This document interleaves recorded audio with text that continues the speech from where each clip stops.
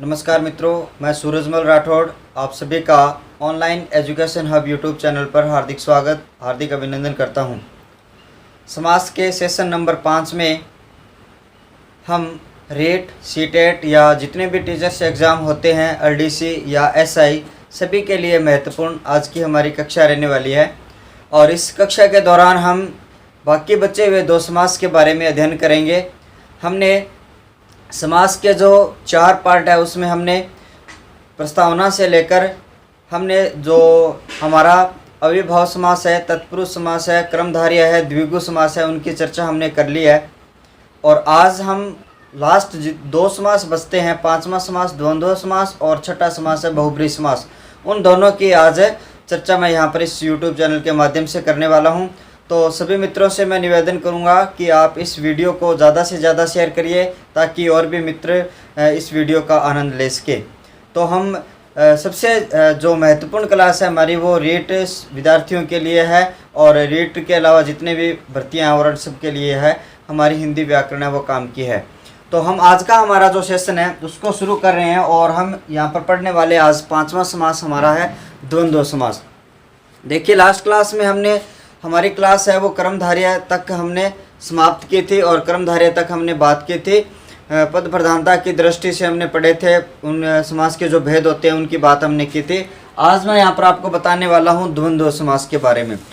और जिस प्रकार से तो उसी प्रकार से यहाँ पर द्वंद्व रहता है, किन 2 पदों के बीच में द्वंद्व रहता है उनकी बात कर रहा हूँ। सबसे पहले हमने हमारी जितनी भी कक्षाएँ थी समास की उसमें हमने यही पढ़ा था कि सबसे पहले आपको यह जान लेना आवश्यक है कि इस समास का कौन सा पद प्रधान होता है और कौन सा पद अप्रधान होता है। हमने सभी समास की बात की थी। इसी प्रकार से हम इस समास की भी बात करते हैं कि द्वंद्व है। आपके पास मैंने ये कहा था हम पढ़ेंगे एक तो पूर्व पद के बारे में और दूसरे हम पढ़ेंगे उत्तर पद के बारे में।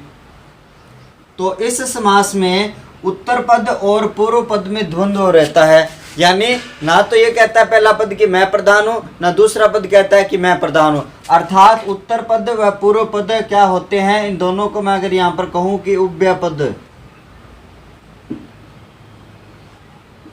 प्रधान, यानी इस समास में जो पूर्व पद है जिसे हम प्रथम पद कहते हैं, उत्तर पद है जिसे हम द्वितीय पद कहते हैं, इन दोनों को हम उभय पद के नाम से जान सकते हैं। और उन दोनों पदों कि इस समास में क्या रहती है, प्रधानता रहती है। तो आपको पता चल गया कि इस समास में जो पूर्व पद है और उत्तर पद है दोनों ही पद प्रधान है, तो अप्रधान पद इसमें कोई नहीं होता। तो हम यहाँ पर सीधा सीधा लिख सकते हैं कोई पद अप्रधान नहीं, कोई पद अप्रधान नहीं। हमने जितने भी समास हैं उसमें हमने ये पढ़ा था, हमने प्रधान पद भी पढ़े हैं और हमने अप्रधान भी पद पढ़े हैं। तो द्वंद्व समास में कोई भी पद है वो अप्रधान नहीं होता, क्योंकि इस समास के दोनों पद क्या होते हैं, प्रधान होते हैं। तो अगली बात मैं यहाँ पर करूँ परिभाषा से संबंधित। तो यहाँ पर परिभाषा में कुछ खास है नहीं, तो सीधी सीधी परिभाषा ये रहेगी कि जिस समास का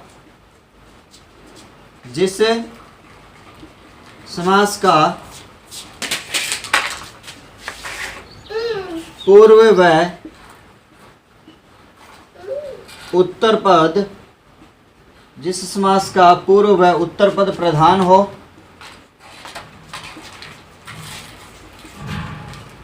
तथा उत्तर पद प्रधान हो तथा इनका विग्रह करने पर हम कह सकते हैं और व तथा या अथवा आदि शब्दों का प्रयोग किया जाए, आदि शब्दों का प्रयोग किया जाए, उसे द्वंद्व समास कहा जाता है या उसे द्वंद्व समास कहते हैं। परिभाषा बिल्कुल सामान्य सी परिभाषा है जो हमने ऊपर लिखा कि इस समास में, यानी जिस समास का पूर्व पद और जो उत्तर पद होता है वो प्रधान हो, यानी दोनों ही पद इसके प्रधान होते हैं। और जब हम इनका विग्रह करेंगे तो और, वह, तथा, या, अथवा आदि आदि शब्दों का प्रयोग किया जाए उसे हम क्या कहते हैं? द्वंद्व समास कहते हैं। यही इसकी परिभाषा रहने वाली है। अर्थात हमें पता चल गया कि दोनों पद अपने आप में क्या होंगे? प्रधान होंगे। और जब हम इनका विग्रह करेंगे तो आपके सामने विग्रह करने पर इन शब्दों का प्रयोग यहाँ पर किया जाएगा। तो इस प्रकार से हम द्वंद्व समास की और बात करें तो हम एक स्पेशल बात और लिख सकते हैं यहाँ पर कि द्वंद्व समास में पूर्व व उत्तर पद, यानी प्राय लिख रहा हूं मैं, ठीक है, प्राय एक दूसरे के विलोम जैसे प्रतीत होते हैं।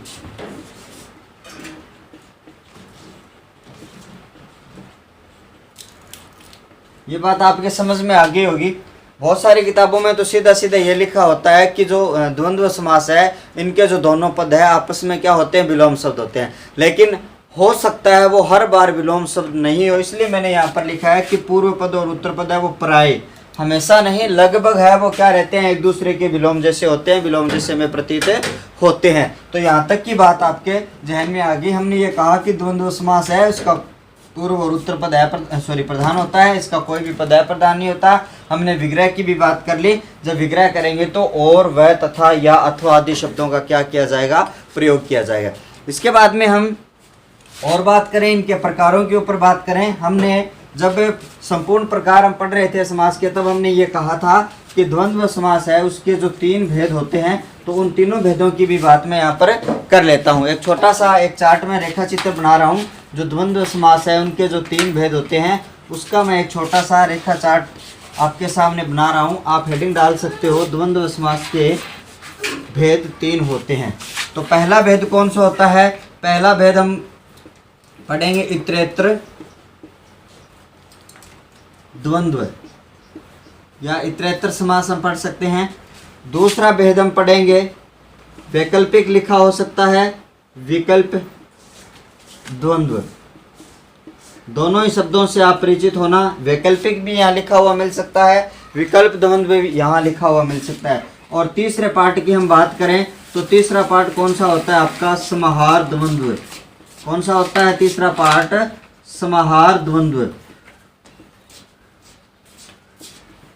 तो इस प्रकार से द्वंद्व समास के जो 3 भेद होते हैं उनसे मैं आपसे परिचित करवा रहा हूँ। पहला जो समास होता है इतरेतर, इतरेतर का तात्पर्य क्या होता है? भिन्न भिन्न।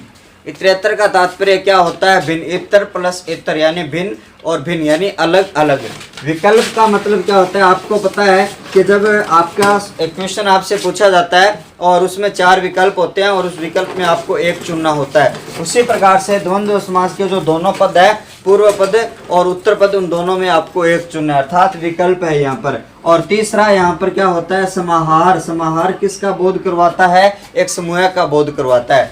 तो हमने जब परिभाषा हमने पढ़ी थी, इसमें हमने विग्रह किए थे तो बहुत सारे शब्दों को पढ़ा था। तो अब मैं इतरेतर समास में कौन से विग्रह करने वाले शब्द हैं, विकल्प में कौन से हैं और आपके समाहार द्वंद्व में कौन से हैं, उनकी बात यहाँ पर कर लेता हूँ, तब आपके आसानी हो जाती है।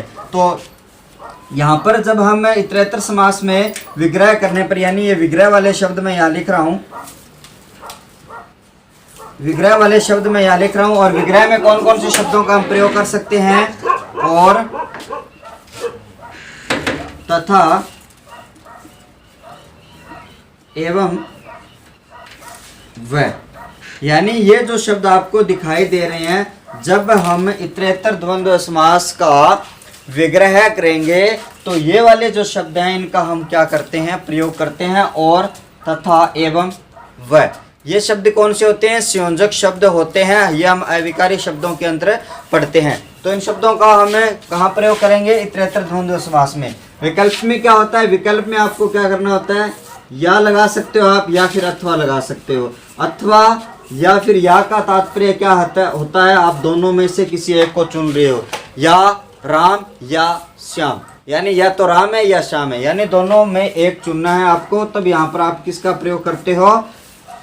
विकल्प द्वंद्व करता। समाहार का तात्पर्य क्या है? समाहार आदि शब्द लगा देते हो तो वो एक समाहार का बोध करवा देता है, और आप इत्यादि शब्द लगा देते हो तो वो आप क्या किसका बोध करवा देता है? यहाँ पर समाहार या समूह का बोध करवा देता है। इस प्रकार से हम और, तथा, एवं, वह, या, अथवा आदि इत्यादि शब्दों का प्रयोग करते हैं द्वंद्व समास का विग्रह करने पर। आदि शब्दों का हम विग्रह करने पर इनका प्रयोग करते हैं। तो ये आपके एक समेकित चार्ट आपने देख लिया होगा कि द्वंद्व समास के जो 3 भेद होते हैं उसमें पहला इतरेतर द्वंद्व होता है, दूसरा वैकल्पिक द्वंद्व होता है, तीसरा समाहार द्वंद्व होता है। जब इतरेतर द्वंद्व का हम विग्रह करेंगे तो और, तथा, एवं, वह का प्रयोग किया जाएगा। वैकल्पिक द्वंद्व का आप विग्रह करोगे तो यहाँ पर या, अथवा का प्रयोग किया जाएगा। समाहार द्वंद्व का प्रयोग करोगे तो आदि इत्यादि का प्रयोग यहाँ पर किया जाएगा। तो इनका एक एक उदाहरण की बात मैं आपके सामने बता देता हूँ, फिर मैं और विस्तृत चर्चा यहाँ पर करने वाला हूँ। जैसे माता पिता शब्द आए हैं, पूर्व पद और उत्तर पद दोनों हैं, तो इनका जैसे मैं विग्रह करूँगा तो माता और पिता, यहाँ पर हम विग्रह कर सकते हैं इसका। माता व पिता भी इसको कह सकते हैं। इसी प्रकार से इस माता या पिता में आपको किसी एक को चुनना है, तब यहाँ पर आप क्या लगा देते हो? माता या पिता। और इन्हीं माता पिता का आप एक समूह में बांट रहे हो तो आप यहाँ पर क्या लिख देते हो? माता पिता आदि। और माता पिता आदि का तात्पर्य क्या है? हमारा पूरे परिवार से इसका क्या हो जाता है? तात्पर्य हो जाता है। तो इस प्रकार से माता पिता, ठीक है, दोनों। जब आप अब यहाँ पर देखिए, यहाँ पर आपको विलोम जैसा प्रतीत हो रहा है, यहाँ पर भी विलोम, यानी ये आपस में विलोम है। इस प्रकार से यहाँ पर दोनों में एक चुनते हो, यहाँ पर दोनों की ही प्राथमिकता है, माता और पिता दोनों की प्राथमिकता है। यहाँ पर माता पिता आदि का शब्द का प्रयोग हम कर रहे हैं तो यहाँ पर हमारा तात्पर्य हमारे परिवार से है। तो इस तरीके से एक एक उदाहरण के माध्यम से हमने ये जाना, और हम और भी उदाहरण अगर देखना चाहेंगे तो हम और भी उदाहरण में यहाँ पर आपको 2-2 4-4 उदाहरण सबके करवा देता हूँ। उसके बाद में आपको जो इंपॉर्टेंट फैक्ट है उनकी भी बात मैं यहाँ पर द्वंद्व समास की करने वाला हूँ। देखिए, इसके बाद में हमें जो द्वंद्व समास है, तीनों प्रकार के जो शब्द हैं उनकी बात यहाँ पर कर लेता हूँ। पूरे आप के साथ में विस्तृत चर्चा यहाँ पर कर रहा हूँ। यहाँ पर जो पहला प्रकार है इतरेतर, इसके कुछ यहाँ पर शब्द लिखने वाले हैं हम। और उसके बाद में जो आपका दूसरा शब्द आपका है वैकल्पिक या विकल्प। और जो तीसरा हम प्रकार पढ़ने वाले हैं वो पढ़ने वाले हैं समाहार। तो इस तरीके से जो तीनों ही हैं उनके मैं कुछ उदाहरणों से आपको 4-4 5-5 उदाहरणों से मैं आपसे रूबरू करवा देता हूं। जैसे मैं यहाँ पर उदाहरण लिखूं 5 और 20, तो इन दोनों को हम मिलाएंगे तो आपके सामने क्या आ जाएगा? 25। ठीक है, यहाँ पर जैसे मैं पाप और पुण्य को लिखूं और इसका विग्रह मैं करूं, तब यहाँ पर जो विग्रह है वो क्या हो जाएगा? पाप या पुण्य। इसका क्या हो जाएगा? पाप या पुण्य, यानी दोनों में किसी एक को चुनना है। इस प्रकार से अगले की बात करूं तो जैसे मान लो दाल रोटी आपके सामने लिखा होता है, और इन दोनों को अगर एक समूह बनाएंगे तो दाल रोटी आदि, तो दोनों का एक यहाँ पर समूह बनता है इस तरीके से। और अगले उदाहरण की बात यहाँ पर मैं करूं, जैसे यहाँ पर मैं राधा और कृष्ण की बात करूं और दोनों का विग्रह करूं, तो आपका विग्रह वो क्या हो जाएगा? राधा और कृष्ण। ठीक है, इसके बाद में जैसे मैं लाभ और हानि की बात अगर करूं तो यानी दोनों चीजें कभी इकट्ठी नहीं हो सकती, यानी या तो आपको एक समय में लाभ हो सकता है या एक समय में आपको क्या हो सकती है? हानि। तो आप यहाँ पर क्या लिख सकते हो? यहाँ पर आप ये लिख सकते हो लाभ अथवा हानि, लाभ अथवा हानि। उसके बाद में अगला जैसे मैं ये कहता हूँ, आपने ये सुना होगा आस पड़ोस शब्द सुना होगा, आस पड़ोस शब्द आपने सुना होगा, तो आस पड़ोस शब्द भी है उसमें आ जाता है आस पड़ोस आदि, आस पड़ोस आदि। इस तरीके से ये भी उदाहरण इसमें आ जाएगा। जैसे हम बात करें और कृष्ण व अर्जुन,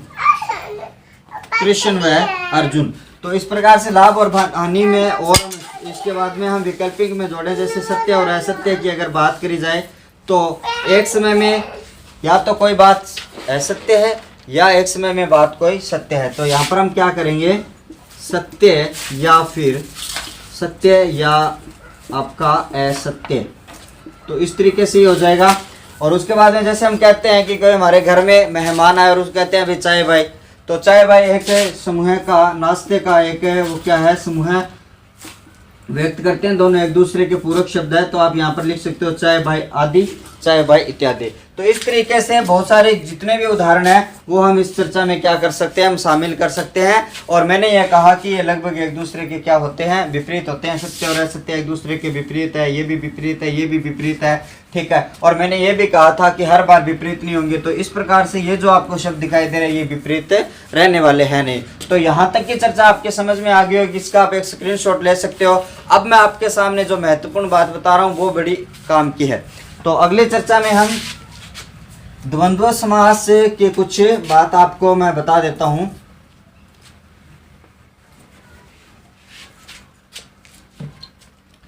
कुछ नोट लगाकर हम बिंदु पढ़ने वाले हैं, नोट लगाकर, और आप भी नोट लगाकर पढ़ते रहना। मैं 2-3 संरचना यहाँ पर आपके सामने लिख रहा हूँ। पहला पद अगर संख्यावाची हो, ठीक है, और संख्यावाची के साथ में अगर कोई नदी शब्द आ जाए, यानी ये क्या है, संज्ञा है, तो कौन सा समास होगा। हमने हमेशा ये पढ़ा था कि अगर पूर्व पद अगर संख्या हो तो उसे हम द्विगु समास कर देते हैं। पूर्व पद अगर संख्या हो तो उसे हम द्विगु समास करते हैं। लेकिन उसी चीज को मैं समझाने के लिए चीज लिख रहा हूँ। अब पहला पद आपका संख्या है और दूसरा पद संज्ञा है, कोई भी संज्ञा आ जाए नदी को छोड़कर, तब वहां पर आप क्या करते हो, कौन सा समास करना है, तब आपको मैं बता रहा हूँ। उसके बाद में अगली चीज, आपको संख्या के बाद में एक और संख्या मिल जाए, यानी पहला पद भी आपको संख्या मिल जाए, दूसरा पद भी आपको संख्या मिल जाए, तब आप कौन सा समास करते हो। तो इस चीज को मैं आपको भली भांति समझा रहा हूं। तीनों ही संरचना में क्या है, आपका पूर्व पद है वो संख्यावाची है, तीनों ही संरचना में। तो हम ये नहीं मानेंगे कि ये द्विगु समास का उदाहरण है। मैं तब आपको बता रहा हूं, मैंने जब अविभाव समास को पढ़ाया था, मैंने ये कहा था कि नदी शब्द के साथ अगर संख्या की बात की जाए तो वहां पर कौन सा समास होता है, अविभाव समास होता है।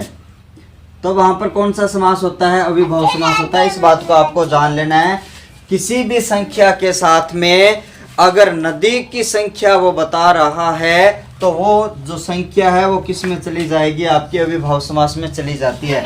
अगले मैं यहाँ पर कह रहा हूँ, कोई भी संख्या है उसकी किसी भी प्रकार की संख्या की विशेषता आ जाए, तब वहां पर हम सीधा सीधा क्या करते हैं, द्विगु समास करते हैं। कोई अन्य विशेषता न लगे, नदी की विशेषता न लगे, या फिर संख्या के बाद में संख्या न आए। संख्या के बाद अगर संख्या आती है तो वहां पर हम क्या करते हैं, द्वंद्व समास करते हैं। वहां पर हम क्या करते हैं, द्वंद्व। अभी हमने पढ़ा था 5 और 20, 5, 20, यानी दोनों संख्या क्या है, द्वंद्व समास है।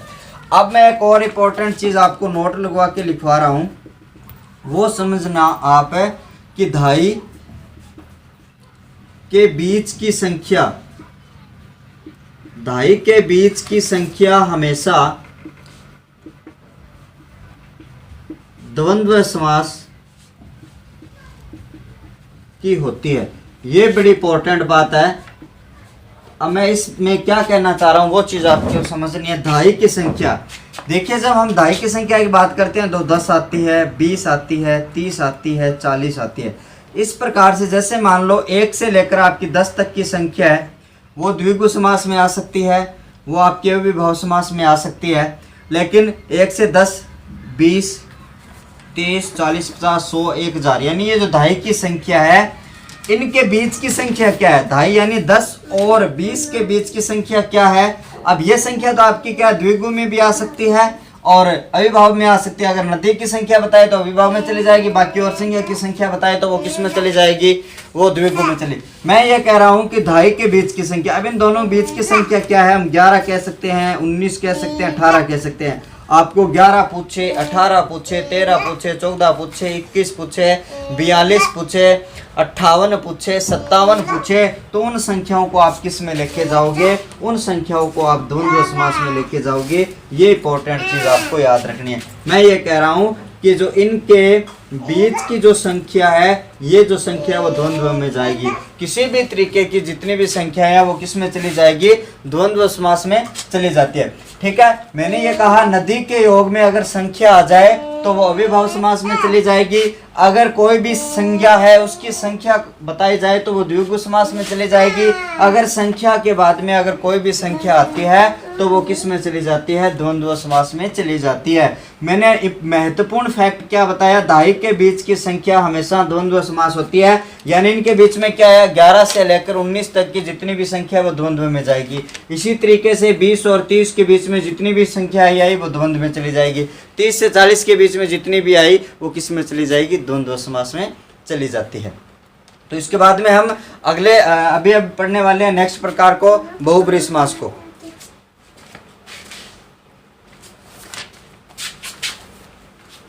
तो अगली हेडिंग हम डालेंगे अभी बहुब्रीहि समास, और संभवतः हमारा जो समास का अंतिम भेद हम बहुब्रीहि के रूप में पढ़ते हैं।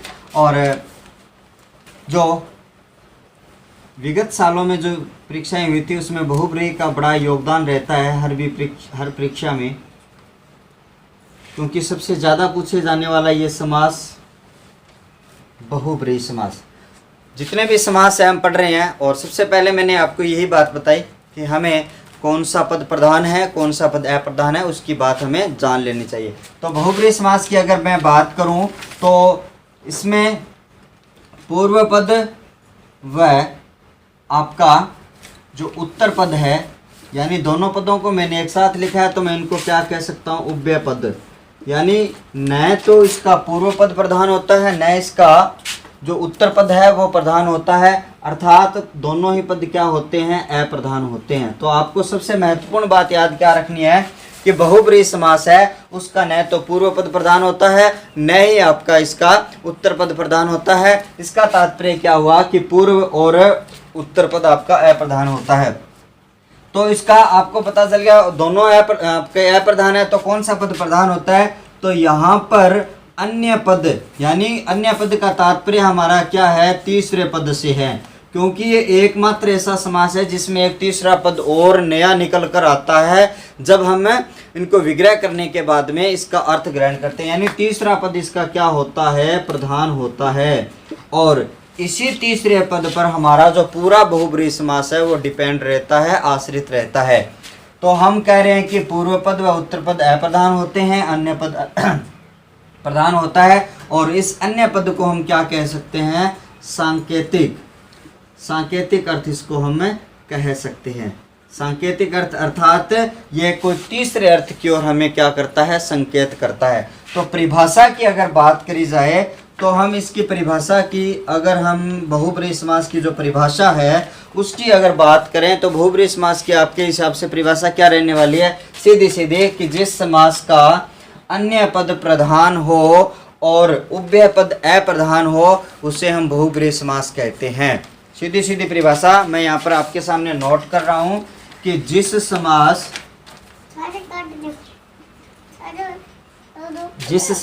का अन्य के ब्रैकेट में मैं कोष्टक में लिख रहा हूँ तीसरा पद प्रधान व उभय पद अप्रधान हो उसे बहुब्रीहि समास कहते हैं, उसे बहुब्रीहि समास कहते हैं। तो इस तरीके से बड़ी ही आसान और छोटी सी परिभाषा कि जिस समास का अन्य पद, बस आपको ये चीज़ याद रखनी है, प्रधान हो और उभय पद आपके क्या हो, अप्रधान हो, उसे हम क्या कहेंगे, बहुब्रीहि समास कहेंगे। यहाँ तक की बात आपके समझ में आ गई होगी। बहुब्रीहि समास में हमने ये पढ़ा कि पूर्व पद और उत्तर पद अप्रधान हो, अन्य पद प्रधान हो, अन्य पद में क्या होता है, सांकेतिक अर्थ निकलता है, अर्थात तीसरे अर्थ की ओर हम क्या करते हैं, संकेत करते हैं। एक छोटा सा उदाहरण आपके साथ मैं रख रहा हूँ और बहुत चर्चित उदाहरण आपको पता है, दशानन। दो पद है इसमें, एक तो दस है और एक आनन है। यहाँ पर ये जो इसका जब हम विग्रह करेंगे तो आपके सामने हम ये लिखेंगे 10 है जिसके आनन। अब देखिए हमारा जैसे हमने इसका विग्रह किया 10 है जिसके आनन, हमें पता चल गया हम किसकी ओर इशारा कर रहे हैं, हम रावण की ओर इशारा कर रहे हैं कि 10 आनन किसके थे, रावण के थे। अर्थात हमारा ये जो 10 है ये पद भी प्रधान नहीं है, ये वाला भी पद प्रधान नहीं है, तो पद प्रधान कौन सा हुआ? दशानन हमने किसको कहा? जैसे दशानन बोला जाएगा, हम अपने आप में, अपने मन में जो इमेज धारण करेंगे वो किसकी करेंगे? इस रावण की करेंगे। अर्थात ये पद क्या होता है? यहाँ पर प्रधान होता है। ये पद क्या होता है? हम बहुब्रीहि समास का जब विग्रह करते हैं तो कौन से शब्दों का प्रयोग किया जाता है? अमूमन। तो उनकी बात अगर मैं बताऊं आपको, तो जब इनका हम बहुब्रीहि समास का विग्रह करते हैं तो लगभग जो है जिसका, है जिसकी और है जिसके, इन शब्दों का प्रयोग किया जाता है। ये कोई ज़रूरी नहीं है कि हर बार इन्हीं शब्दों का प्रयोग किया जाए। आवश्यकता के अनुसार हम और शब्दों का भी प्रयोग कर सकते हैं। हम कुछ उदाहरणों के माध्यम से बहुब्रीहि समास को समझने की कोशिश करते हैं। सबसे पहले हम उदाहरण को लेते हैं शाखा मृग। दूसरा उदाहरण हम ले पीताम्बर। तीसरा उदाहरण हम ले सुलोचना। चौथे उदाहरण को हम लें चंद्रचूड। और अगले उदाहरण को हम ले लंबोद्र।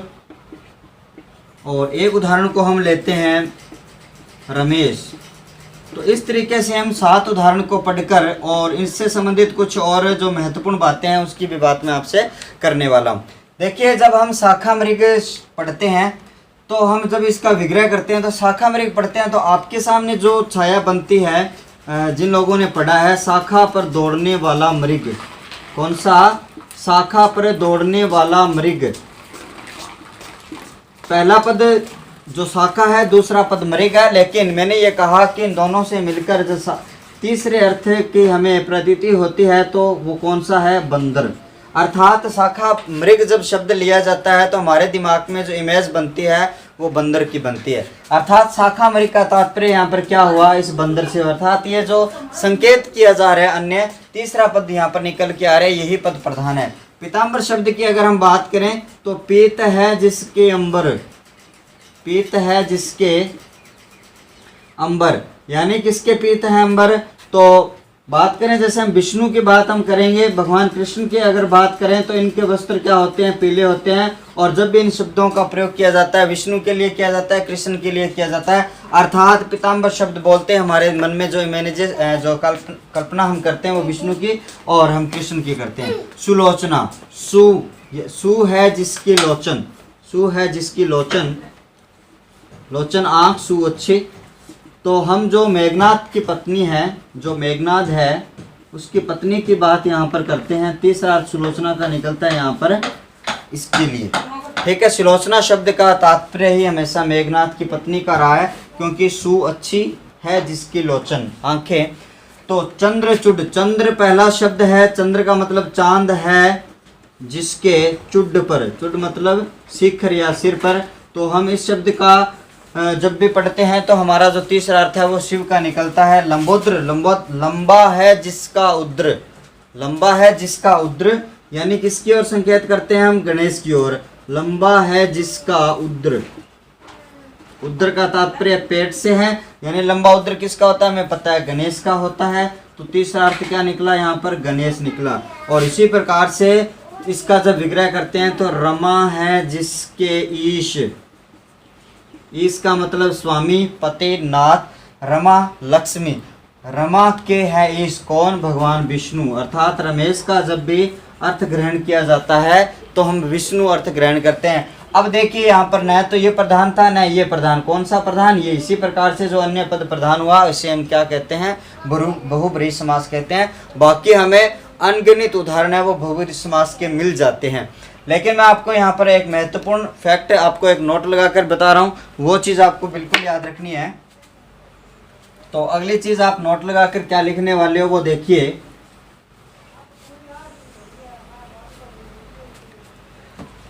तो नोट यहाँ पर आप लगाओगे और उसमें ये लिखोगे अमूमन या लगभग पर्यायवाची शब्द। लगभग पर्यायवाची शब्द अगर आपसे पूछ लिया जाता है, उसमें समास अगर आपसे पूछ लिया जाए, पर्यायवाची शब्द में बहुब्रीहि समास से पाया जाता है। लगभग कह रहा हूँ मैं, हर बार नहीं कह रहा हूँ, बहुब्रीहि समास पाया जाता है। हम अव्ययभाव समास को पढ़ रहे थे, वहाँ पर हमने कहा कि पूर्व पद अगर उपसर्ग आ जाए तो वहाँ पर हमने ये कहा कि अव्ययभाव समास होता है।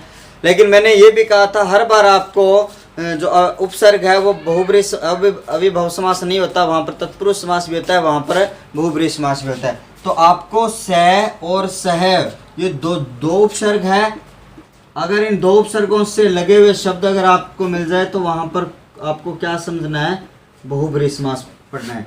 जैसे मैं यहाँ पर कहूँ सहपरिवार, सा अनुज हो गया, सहभ्राता आदि, इस प्रकार से जो शब्द हैं वो क्या होते हैं, आपके बहुब्रीहि समास के उदाहरण होते हैं। ये चीज़ आपको इम्पोर्टेंट में मेन फैक्ट में लिखवा रहा हूँ, ये चीज़ आप बिल्कुल ध्यान रखोगे। बाकी हम बहुब्रीहि समास के उदाहरण बहुत सारे भी पढ़ लेते हैं। इस तरीके से हमने लगातार समास को 5 पार्ट में विस्तृत चर्चा करते हुए 5 पार्ट को हमने लगभग 30, 35, 40 मिनट की कक्षाओं के माध्यम से, यानी 40-40 मिनट की जो 5 कक्षाएं हैं उसमें हमने पूरे समास की जो चर्चा है हमने शामिल की है। अगर फिर भी आपके मन में कोई भ्रम है तो मुझसे ज़रूर आप चर्चा करोगे उसके बारे में, और उन चर्चा को मैं एक वीडियो में शामिल करते हुए, उन डाउट्स को वीडियो में शामिल करते हुए रखने वाला हूँ। ये महत्वपूर्ण क्लास थी हमारी रीट के लिए, स्पेशल रीट क्लास थी, और बाकी सभी महत्वपूर्ण परीक्षाओं में ये काम आने वाली क्लास है। और भी अन्य कक्षाओं के साथ मैं आपके सामने नेक्स्ट वीडियो में शामिल होने वाला हूँ, और मैं अगले कक्षा में आपके सामने शामिल होने वाला हूँ। उपसर्ग और प्रत्यय की क्लास से हमने पढ़ चुके हैं, फिर भी मैं सोचता हूँ कि आपको उपसर्ग और प्रत्यय की क्लास और दे दी जाए, नहीं तो फिर आपके सामने मैं अविकारी शब्द लेके आने वाला हूँ। तब तक के लिए आप पढ़ते रहिए, घर में रहिए, सुरक्षित रहिए, और कोरोना जैसी वैश्विक महामारी से आप लड़ते रहिए। धन्यवाद।